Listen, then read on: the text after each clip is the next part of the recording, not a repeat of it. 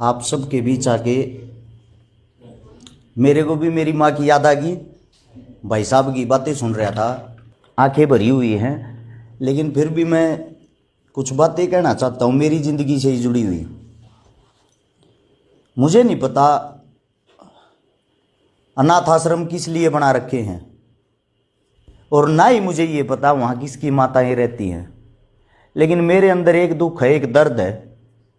मैं कोई समाज सेवी नहीं हूँ और ना ही मेरा नाम हर्ष है। मैं अपने जीवन की बातें बताता हूँ। मैं 7 साल का था,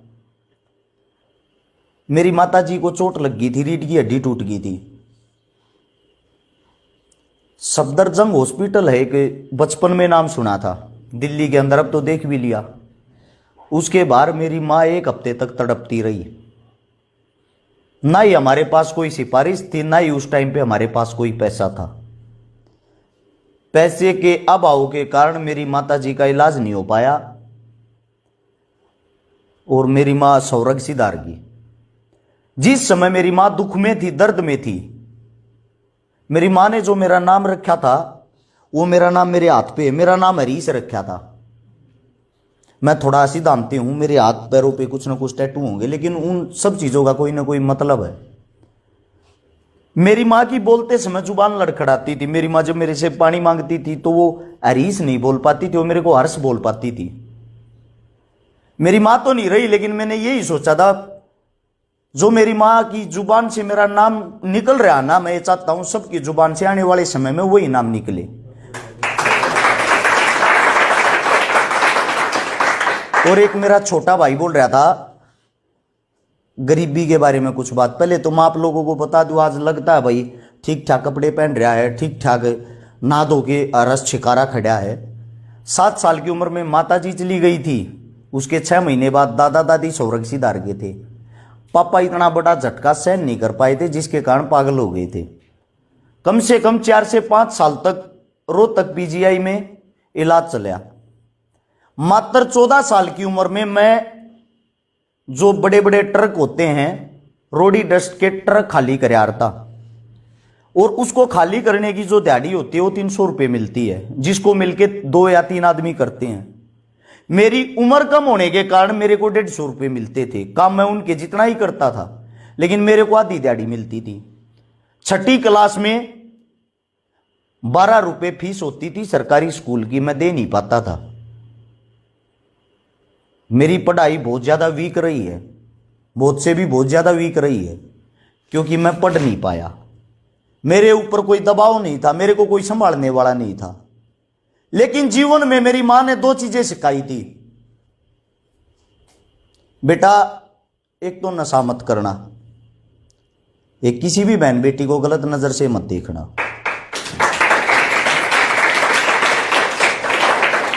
आज मेरी उम्र 32 साल हो गई है।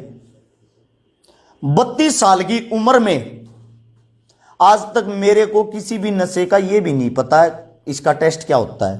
और सिवाय अपनी औरत के, जो मेरे सगे संबंधी, जैसे कि मेरी जो साड़ी भी, मैं उसको भी बहन कह के बुलाता हूं।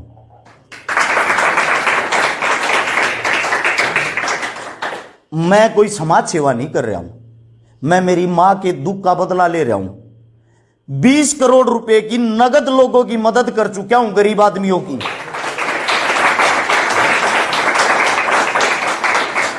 700 से 750 उन परिवारों की मदद कर चुका हूं जिनके घर पीने के पानी के लिए मटका भी नहीं था। किसी का इलाज करवाया तो किसी का एडमिशन करवाया तो किसी का ऑपरेशन करवाया। 85 से 90 उन बहनों की शादी कर चुका हूं जिनके घर में ना मां है, ना भाई है, ना बहन है, ना ही उनको कोई संभालने वाला था। 14 से 15 उन बेटियों के भात भर चुका हूं जिनका भाई नहीं था। और आज के समय में अपने आप को भाग्यशाली समझता हूं। मैं किसी बड़े बाप की औलाद नहीं हूं, मैं इतने गरीब परिवार से हूं।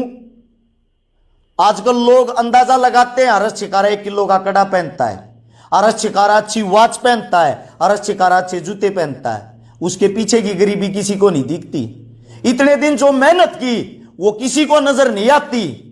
सैकड़ों से ज्यादा आंदोलन कर चुका हूं अकेले। 2019 में 57 आंदोलन किए हैं। जो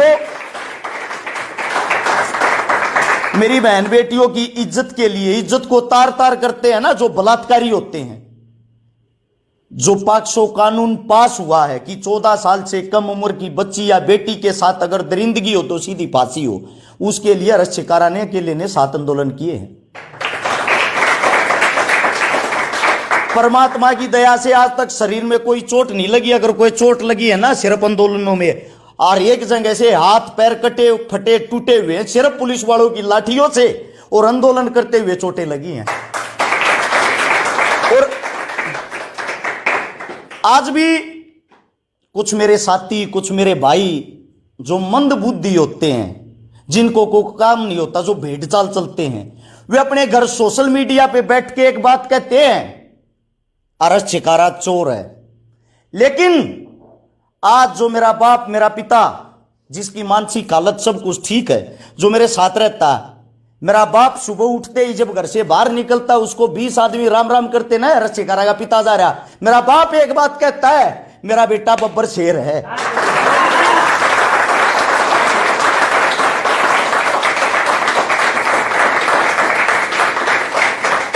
पैसा किसी के पास भी आ सकता, कहीं से भी आ सकता, कभी भी आ सकता है।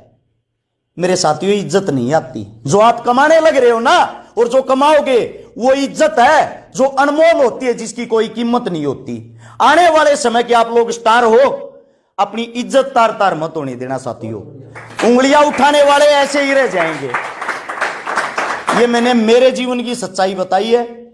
मैं अपने जीवन की जो सच्चाई वो इसलिए बता रहा हूं, मेरे मन में भी बार बार एक ख्याल आए, मैं मर जाऊं, मेरा क्या जीवन है।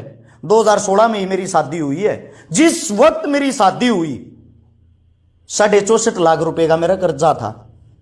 जिस वक्त शादी हुई, मेरा भाईचारा बहुत बड़ा है और मेरा भाईचारा पागल भी है। मेरे को मांगने से ही पैसे दे देता है। मेरा भाईचारा ही है जिसने कड़ा दिलवा रखा, घड़ी दिलवा रखी, कपड़े दिलवा रखे, सब कुछ। सच बताऊं तो 1 इंच जमीन भी नहीं है मेरे पास। ये मेरी रियलिटी है। अभी अभी मैंने 80 गौशाला में, जो टूटी फूटी गौ माताएं होती है ना, जिनका कोई इलाज नहीं करता, जो रोडों पर घूमती हैं, आवारा गौ बोलते हैं जिनको, उन गौ माताओं के लिए 30 लाख रुपए का मोल किला जमीन दान दी है लेके। लोग सोच रहे हैं सब दिखावे के लिए कर रहे हैं, दिखावा है ये। मैं सभी साथियों को एक बात कहता हूं, ये दिखावा करके तो देखो साथियों, ये दिखावा करके देखो। कैया के नाम होते हैं ता बदनाम होते हैं, कई बदनाम होते हैं ता नाम होते हैं। आप सबका और हमारा नाम हुआ तो हम बदनाम हुए हैं। लोग ऐसे ही लगे रहेंगे, ऐसे ही चलते रहो। मंजिल बहुत नजदीक है। 0 से आप 10 पर आ चुके हो, अब 100 की स्पीड पर चलना आप लोगों के हाथ में है। बहुत ज्यादा प्यार प्रेम मिला, बहुत ही अच्छा लगा यहाँ के। मैं फिर दोबारा से ये बात कहता हूं, जो पढ़ाई में, गरीबी में मेरी कसर रही थी, कमी रही थी, अरश शिकारा आप लोगों को बता देना चाहता, आज मैं वो पूरी कर रहा हूं। हाल फिलहाल ग्रेजुएशन कर रखी है, आयुर्वेदा कर रखी है, लॉ का फाइनल ईयर चल रहा है। और पढ़ा लिखा नहीं हूं मैं, पढ़े लिखे तो एक से एक है। बहुत ही जबरदस्त इंसान हैं जिनके पैर धो धो पीने चाहिए। जैसे कि मैं यहां बैठे हुए इंसानों की बात करता हूं, मेरी बहन जिसका बोलने का तरीका अलग था, एक भी शब्द ऐरा पैरा कैसे हो जाए। ये वो एक मेरा भाई था पीछे, ये लंबा भाई, नाम तो मेरे दिमाग से निकल गया, क्या नाम भाई का? दीपक भाई। इसकी आवाज में जो करारापन है ना, बहुत कम आदमियों की आवाज में होता है। मतलब आप लोगों को, हर इंसान के अंदर कुछ ना कुछ खास बात है, कुछ ना कुछ अच्छी चीज होती है। जो भी आप लोगों के अंदर अच्छी चीज है ना, उसको निखार कर बाहर लेके आए, किसी की कॉपी ना करें। 100% आप लोग कामयाब हो गए, क्योंकि आपको भगवान देख रहा है। एक बात आप लोगों को बता देता हूं, भगत सिंह जिस समय जेल में था ना, उसके दिल दिमाग में एक चीज का दुख था, सांड्रस मारने का। आजादी कभी भी खून खराबे गोली से नहीं आई, कलम से आई है।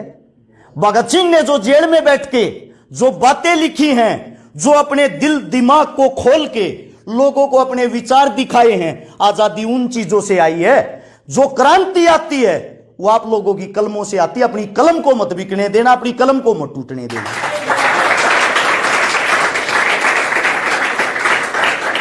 मेरी बात ज्यादा लंबी चौड़ी होगी, माफी चाहता हूं। सभी साथियों ने इतना प्यार दिया, सभी बहनों ने इतना प्यार दिया, आप सभी का धन्यवाद। राम राम, जय हिंद।